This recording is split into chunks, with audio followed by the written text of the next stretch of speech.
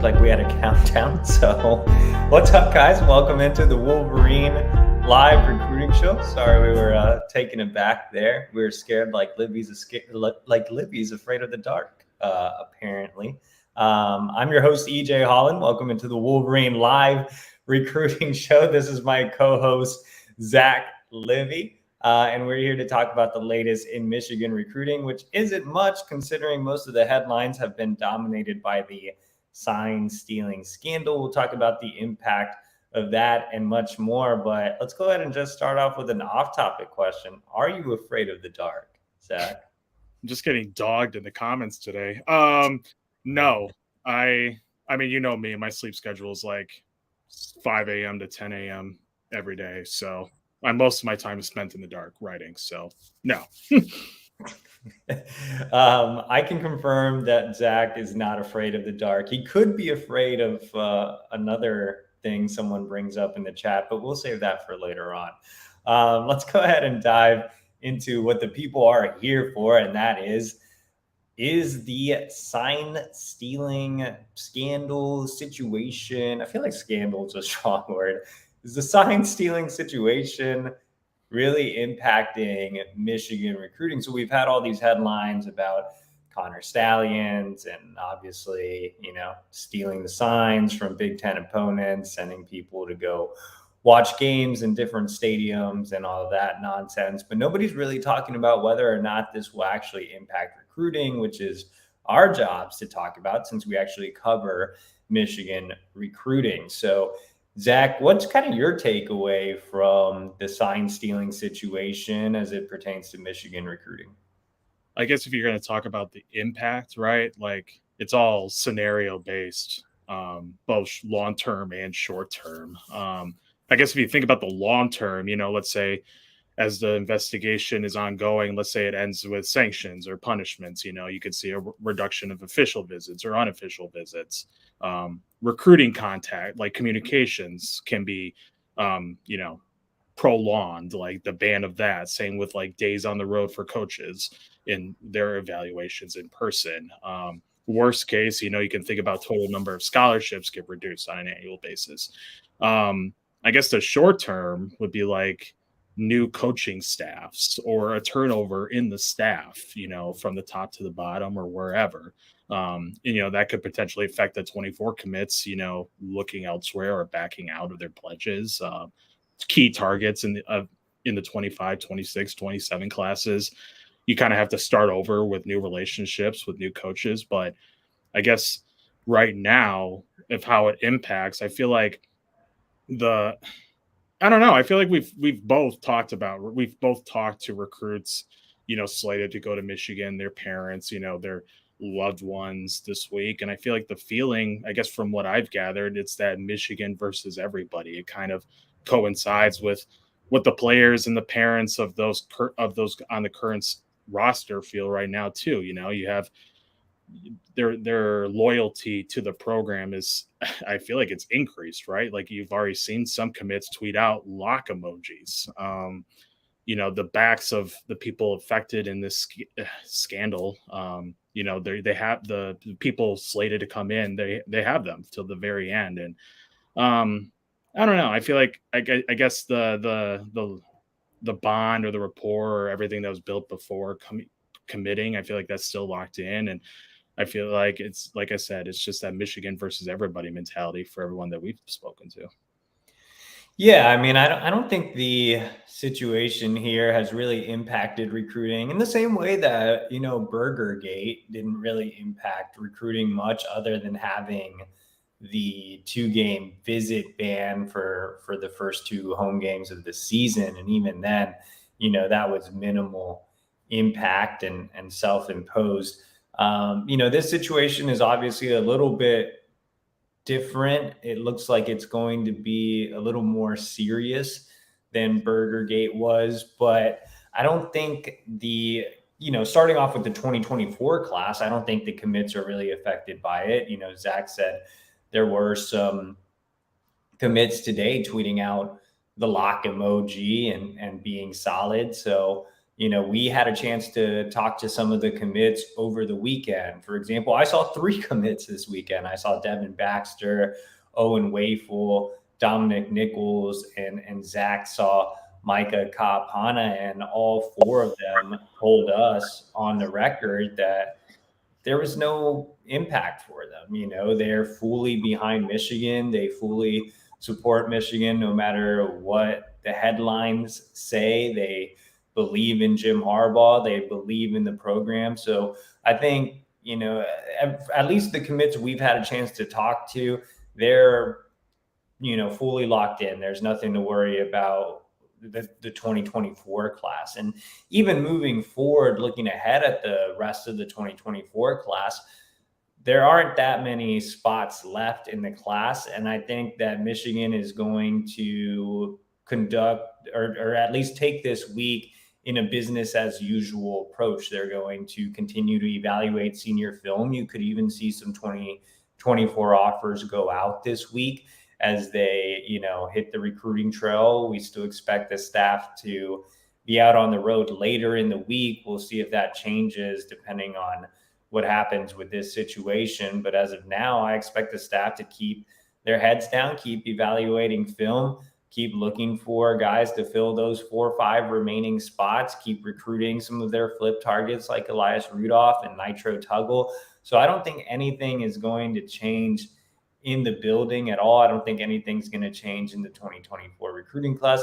And I don't think anything really changes with the 25 class either. At least for now, they're still sending out offers. They're still planning to host guys on visits for the game against Purdue here next weekend. So, yeah, I mean, from a recruiting standpoint, not much. Now, where things could change, like Zach kind of alluded to, is long-term. If you do have some punishment handed down from the NCAA, you could see, some of the things Zach mentioned, like a reduction in official visits. You could see more visit weekend bans like we saw earlier this season. You could see a limitation on the number of coaches that are able to go out on the road. You could see a limitation on Jim Harbaugh himself being able to go out on the road.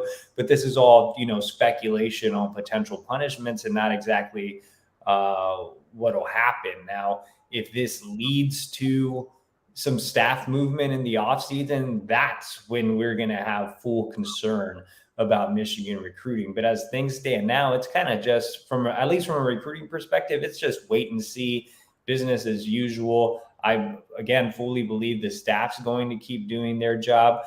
The commits are going to stay locked in. Me and Zach are going to keep doing our jobs and writing about recruiting and going out and seeing guys on the road. So again, nothing really changes for us until there's some type of punishment handed down or there's some type of staff movement. So, anybody that has concern about this impacting Michigan recruiting in a negative way, I think can calm down, because I don't think it's, going to have an effect on recruiting. I don't think it's had an effect on recruiting. So that's kind of my overall take on it. Zach, anything else to add on this situation as we clear it up for the people watching? I mean, like you said, business as usual for us. We're going to keep doing what we do best, and until something happens, we're not going to change anything. Yeah, and the last thing I'll add is, I think the more pressing issue in terms of recruiting is just getting a Jim Harbaugh contract done. But obviously, you can't really do that in wake of all of this, madness. But I think that keeping the NFL rumors at a minimum this offseason, keeping getting the contract situation done is of more, importance than, this situation going on right now. I think recruits are paying more attention to what happens to Jim Harbaugh this offseason. Now, could this situation cause Harbaugh to take a closer look at the NFL? That again is speculation, but if it does, that's obviously going to have a big impact on recruiting. But as things stand right now, there's no reason to worry. There's no concern about this situation. It is full on wait and see what happens. And I will say our team guys are doing a great job of staying on top of this. Chris Ballas, Anthony Broom, Clayton Safey are your go-to guys for everything SignStealing. Zach and I are just the recruiting guys. So for everything SignStealing, our team guys have been putting up great things on our YouTube channel. Make sure to hit that subscribe button, help us get to our next goal of 24,000, and also like this video. And if you're not a subscriber to the Wolverine and you want more intel on the latest happenings with Jim Harbaugh, Michigan, and the NCAA, you can subscribe today for just $1 for 1 month. All right, let's go ahead and talk about some actual recruiting. Zach, you were on the road in Arizona and had a chance to see Kansas commit Deshawn Warner, who's been getting some bumps in the rankings, is an on 300 prospect. Michigan, of course, looking to fill a need at the edge position. After seeing Warner in person, how do you feel about Michigan's split chances? Yeah, so when he got offered, I feel like there was a lot of excitement considering Michigan pulled the trigger on someone that's had a ridiculous rise as a senior, right? Like if you watch his midseason highlights, I mean, he would be the quintessential type of prospect as a speed rusher with violence. 6'4", 215 pounds, kind of on the lakier side. I mean, I kind of feel like he's in the same mold as Elias Rudolph, former edge commit. So far through this year, I think he's had like 12 sacks, even more total for a loss. During my game that I saw him, which was on Thursday, he had 4 total tackles and a decisive win. Always played in a 2-point stance. He was, never lined up specifically. He was either strong side or weak side. It just depended on the play. I feel like his really, he had a really big bump on, I think 3 of the 4 primary recruiting services. And you could see that in the game, like you could see that he's focused on a lot of technique kind of drills and areas of focus with that in the off season. There's some plays where, he showed a really good pass rush move set, different, hand fighting and working different ways to get to the quarterback. Like I said, he's violent. I mean, some of those tackles that he made were, were kind of ridiculous. He sticks his shoulder into the pads and delivers a blow. And that's something that, if you want to play for Michigan, that's what you got to do. But, you could still see, there's some things he's got to work on too. I think there's proper angles, some other areas that definitely need to be worked on. But, Michigan does see a lot in him. Obviously, we spoke to him after the game, and Warner said 3 of Michigan's coaches are in contact with them. That includes pass rush specialist Dylan Roney, who's been a key asset on the recruiting trail, especially with those edge rush prospects. Area recruiter Jay Harbaugh, who handles the entire Phoenix Valley. He's the one who first set up communication with Warner in Michigan all the way back to when he was a sophomore. And then communication picked up significantly in the spring earlier this year. But Warner also mentioned assistant director of recruiting Sam Popper, who, if no one knows, recently got hired right before the season in August. He came from Memphis as the director of player personnel, and he's been really good asset, I think, too, in just identifying prospects, especially in out of region areas. So communication happens daily with that staff, and Warner obviously knows how big of an offer it was, considering the development of edge rushers to the NFL and just the pedigree, right? Top 5 ranked program nationally every year. Like that's, and of course, Michigan was his first offer right after he committed to Kansas in July.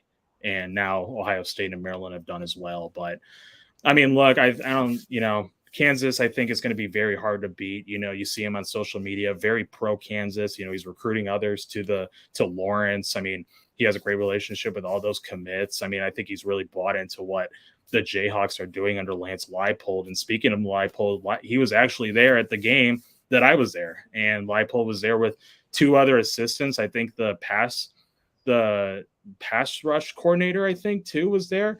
So they've really shown a lot of love to Warner for a long time, and I think that's really being reciprocated well. I know Michigan offered late, so if they do want to get him on a visit, I think it'll be after the season. The regular season is still going on for Arizona, so as long as he's still in the playoffs. I don't think he'll be taking visits elsewhere. And, I asked, and he said that something he's going to be discussing with his family about going to Ann Arbor for the first time. And he just wants to see the culture behind the scenes. So it's a wait and see thing, and Michigan can get him on before National Signing Day. But I think, as of right now, I think Kansas is the clear leader, and it's just going to be tough to flip him considering the amount of work that the Jayhawks have done already.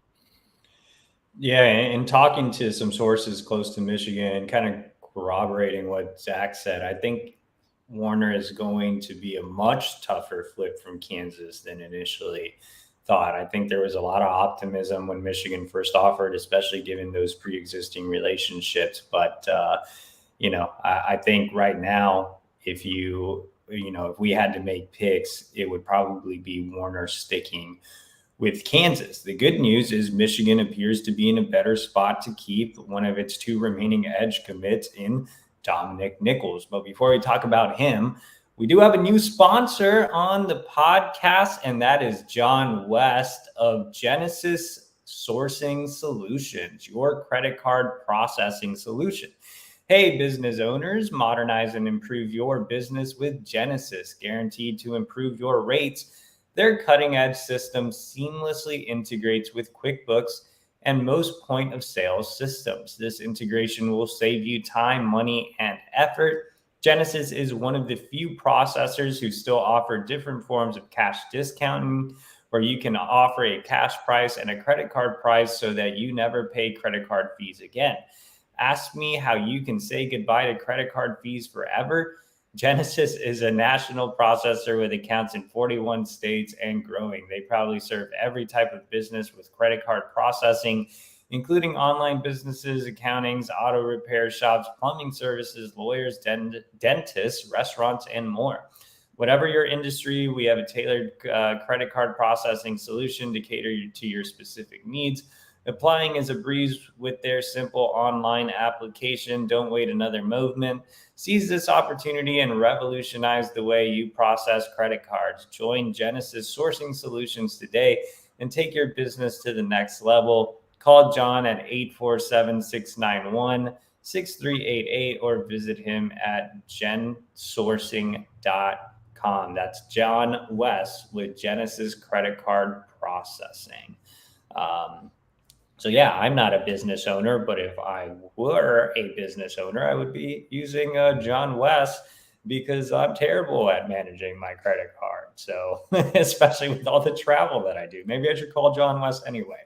But let's go ahead and get back to Dominic Nicholls. There was some concern about Nicholls earlier in the fall, and when I went out to see him in late August, there were still a few schools in contact, mainly Clemson, Wisconsin, and Florida State. So I went out to see Nicholls again over the weekend and, just straight up asked him where things stood with his commitment. And he was quick to say that he feels better, about his pledge to the Wolverines. The only school really still in contact is Florida State. But as of today, he has no plans to make a visit out there or anything of that nature. He's been in weekly contact and basically almost daily contact with Michigan pass rush specialist Dylan Roney. Has great relationships with Jesse Minter, Michigan's defensive coordinator, as well as Michigan defensive line coach Mike Elston. So, as things stand right now, I feel good about Nicholls sticking. He plans to enroll early at Michigan. And I thought he was really impressive on Friday night as well, just from a player's standpoint. He's listed at 6'5", 255 pounds. He's down to like 235 pounds. He's really dropped some weight. He looks faster. He looks quicker. He's really athletic. He's great when he can just pin his ears back and get after the quarterback. Really good athlete that excels as a basketball player and also gets some time as a tight end and a wide receiver. So, you look at Nicholls and he was ranked pretty high early on. I mean, he was an on 300 prospect and now he's a 3-star across the board. He had a foot injury in the offseason that slowed him down. He gained some weight. And I think now he just looks like a completely different player. He looks like what we thought he would be when he was an underclassman. So I wouldn't be surprised if Nicholls gets a bump in the rankings. If you haven't watched his senior film, there's a reason why schools like Clemson and Florida State wanted to flip this guy. He's, I think he's a terrific pass rusher. I think he's a 4-star guy. And like I said, I wouldn't be surprised if he gets a bump in the rankings. And both he and Devin Baxter are a great duo as Michigan looks to add some other pieces. Maybe not Deshawn Warner, but you could see some new names pop up this week as they continue to evaluate that senior film. Obviously, Zach and I had a chance to see some other commits on the recruiting trail over the weekend. Zach made his way all the way to Las Vegas, where he gambled and lost thousands of dollars. But he was able to see. Unfortunately, Zach had a bad time at the blackjack table, but he was able to see Micah Kopana, 4-star running back out of Bishop Gorman, who a lot of you guys have been curious about. Zach is the only guy in the entire industry, maybe, definitely the Michigan market, but perhaps the industry that's actually seen Micah Kopana run the football live. So, Zach, what were your biggest takeaways from actually seeing Kopana in person? Let's start with the game first. It was senior night. Bishop Gorman was 9-0 heading into the game. I spoke to someone in Phoenix, and they were asking like where I was going. And I say Bishop Gorman, they're playing so-and-so. And they said, get ready for a running clock. And sure enough, yes. 4 touches, 62 yards, 2 touchdowns. He ran 1 route, which was a corner route. That was his performance of the night, which – compared to previous weeks, I mean, obviously a bigger workload, but there was a reason for that. Obviously, one, it's senior night, and then I'll go through the rest. But I mean, I think what I saw in the game was exactly what got fans excited when we first saw his junior film. I mean, just ridiculous speed in the open field, has great vision, takes on contact, runs angry. He can make that first move and then break upfield. He runs just as well outside as he does in between the tackles. So Michigan's getting a really good running back and a great complementary piece to pair with top 100 running back Jordan Marshall. I mean, I think they're 2 assets in their abilities, just kind of mirror what Blake Corum and Donovan Edwards have been able to do these past 3 years. But, I think like you said, a lot of questions about just his total workload. I mean, 45 carries total through 10 games, 528 yards and 7 touchdowns. I mean, compared to let's say Jordan Marshall, I mean, it's obviously lower, but I mean, look, when you play for the number 1 ranked program in the country, there's other pieces too. There's other Division I guys. So there's obviously a share load, and being that they play teams like I saw last week where there's a running clock, you don't play all 4 quarters. So in that period, you're not asking to, have this a lot of mileage. Like, you don't end up having this toll in your body. You're always fresh. Which I feel like that's honestly a good thing when Micah gets to Michigan, right? Like, he's not going to have this, as I mentioned, there's not much on the tracks. Like, he's coming in fresh. He's going to have this chip on his shoulder to prove that he can be that bell cow. And I mean, if he played for any other school in the country, he would obviously have more than just what he has now. But like I said, when all your teammates are going Division I and you have running clocks to begin the second half, you're just not going to end up playing 48 minutes every week. But regardless, he's still a focal point in that offense. I mean, of the 8 offensive series that Bishop Gorman played on Friday, Micah played in 4 of them, and he scored on 2 of them. So, as I mentioned, he's going to have that chip on his shoulder to prove that he can be that starter and every down ball carrier. He went in depth after the game about the opportunity to work under Mike Hart, someone who played at Michigan, someone who started all 4 years at Michigan. He went in depth about what Mike Hart can specifically help him improve on the field. He mentioned his relationship with Jordan Marshall and just the excitement that they have to make an impact as freshmen. They worked out together at the barbecue at the Big House in July, so they kind of have a feel for each other.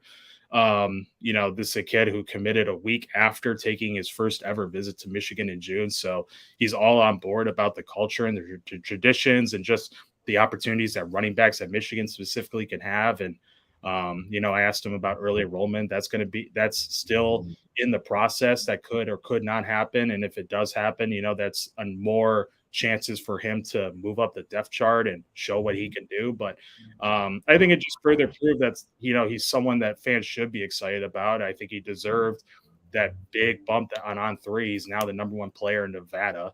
But yeah, this is a Mike Hart find. He offered him in April. And I think someone like him, who, as I mentioned, he's coming in just fully healthy and just has something to prove. I think that just mixes well into, finding a spot or a role as early as a freshman. Great rundown there by Zach. We actually have a big super chat from T Hammer 999. He says, once we beat down Ohio State again, do you think that gives us any chance at Justin Scott or Aaron Scott, or are they both lost causes? For those of you that don't know, Justin Scott, 5-star defensive lineman out of Chicago, and Aaron Scott, top 100 corner out of Ohio, both committed to Ohio State over Michigan in the offseason. Zach, I'll let you take that one. Michigan made both priorities. We all know what happened in July with both players.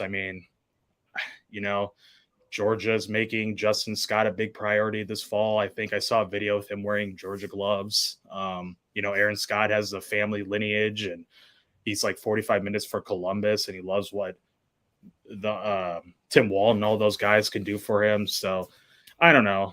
Probably not. Probably not. I feel like Michigan gave it their shot, and they've moved on, I think. Yeah, we haven't really heard much buzz on either prospect, Justin or Aaron. I think Michigan obviously would have to get him in for that game against Ohio State and really put it on the Buckeyes. And you never know. This time of recruiting, it's always full of surprises, but, I think that's more optimistic than realistic right now. So yeah, just not a lot of buzz between either, but we definitely appreciate the super chat, T Hammer. Remember, tonight is not the Q&A show. It is the super chat show. So if you do have a question that you want answered, make sure and leave a super chat and we'll get to it for sure. We actually are doing off-topic questions, and we have KW who says, is Zach afraid of the desert? Were you afraid out there? This was your first time in Vegas, and you did tell me that you walked into Caesar's Palace like Alan, and we're like, is this the real Caesar's Palace? I know you were lost out there. You lost all your money as well. So did you come back afraid of the desert? I'll just put it like this. If Michigan if there's ever a reason to, I'm moving out there. Like Zach loved losing his money. He was impressed with the shows and other adventures. Yeah, like all the great restaurants there, like Panda Express, Rainforest Cafe, McDonald's, like everything is available for Shake me. Shack. They have a Shake Shack. Shake Shack, Whataburger, In-N-Out. It's just literally, you can't. I'm going to send you a video that I took when we're done with this, but it's just the perfect place for a guy like me. Honestly. Was this your first time having Whataburger? Yes. Every other time that I've been in the desert, it's been In-N-Out. But I've made a mistake. Green Hatch chili burgers are the best thing to ever come out of fast food burgers. So shout out Whataburger.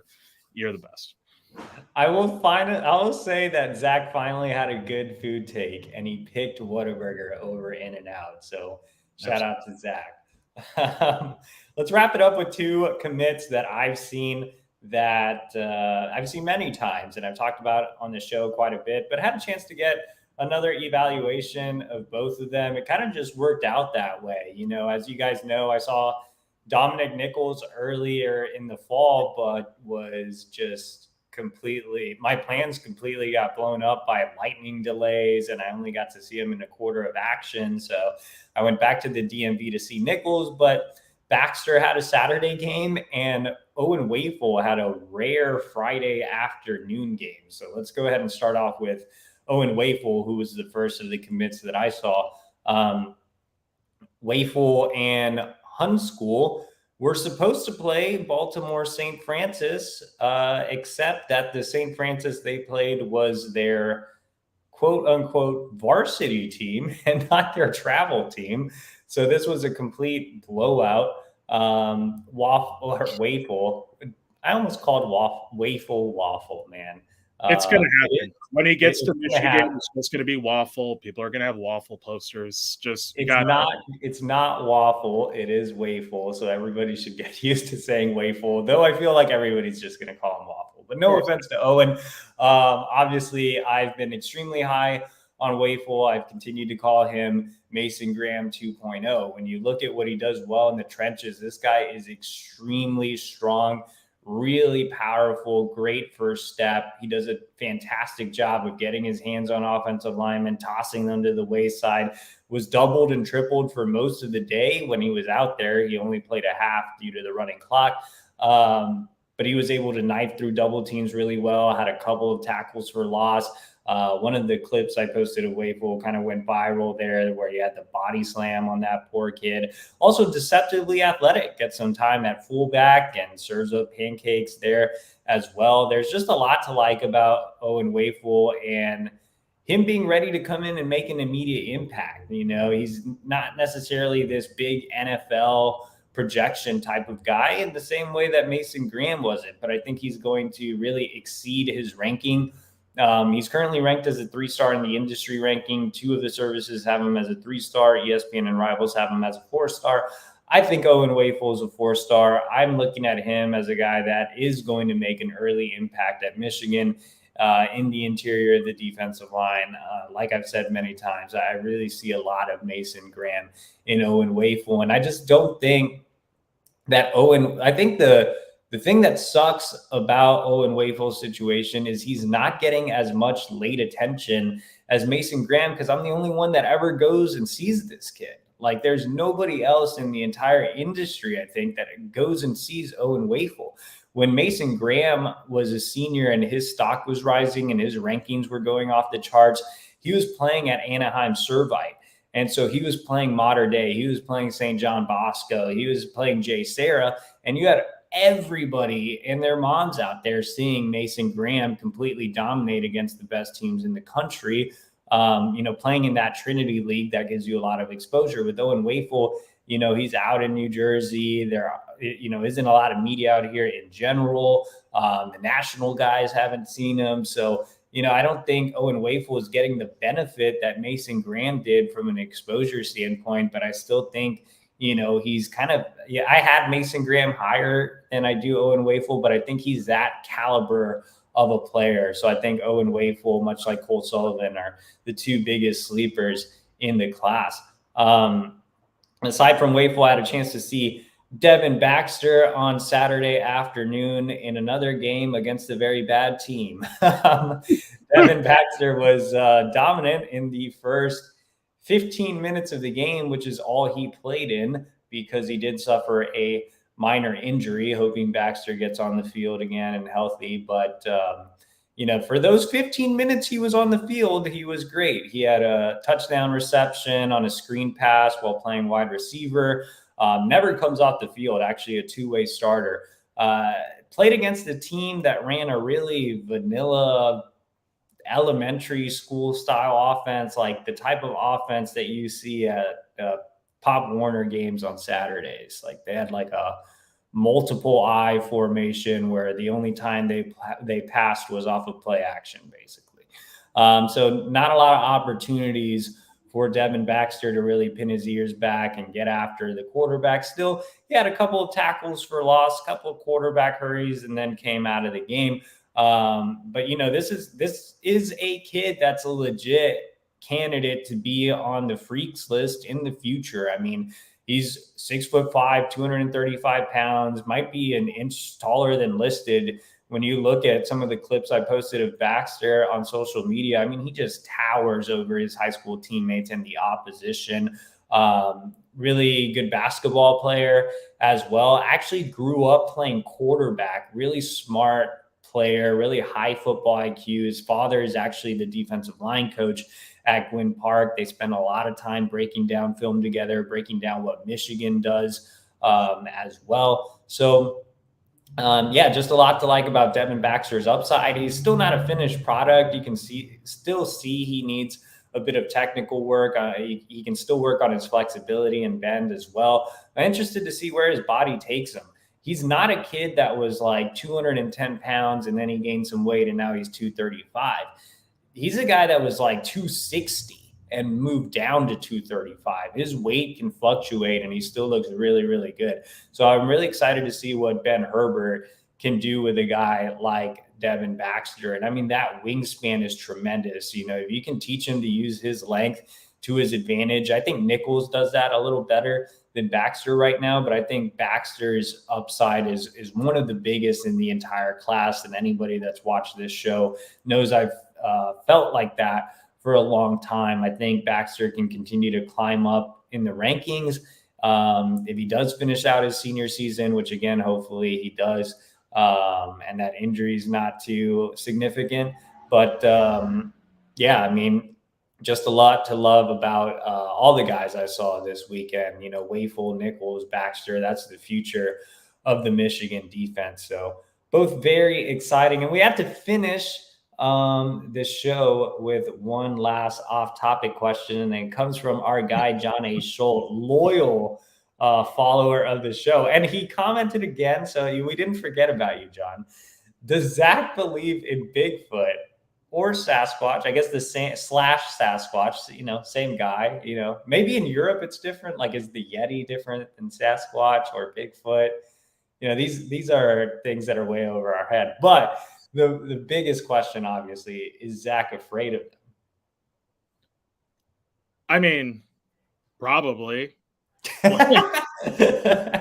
if I saw a 7-foot monkey or gorilla looking person with thumbs coming at me, I'd probably be afraid. But I mean, I bet it's real.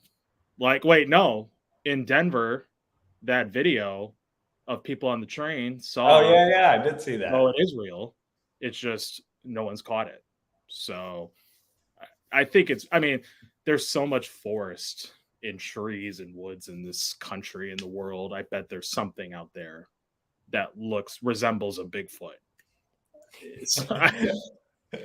Well, I have been on the Appalachian Trail and, you know, live close to West Virginia now. I've been to West Virginia like 3 times now. It's a great time.